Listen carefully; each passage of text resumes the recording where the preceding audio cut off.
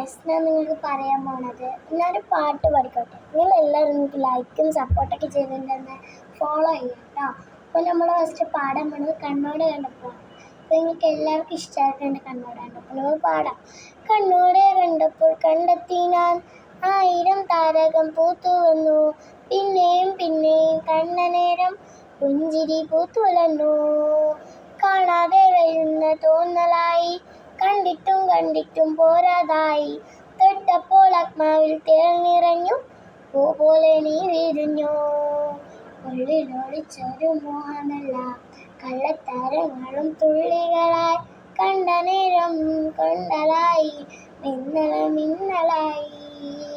മിന്നൽ വള കയ്യിലിട്ട പെണ്ണഴകേ,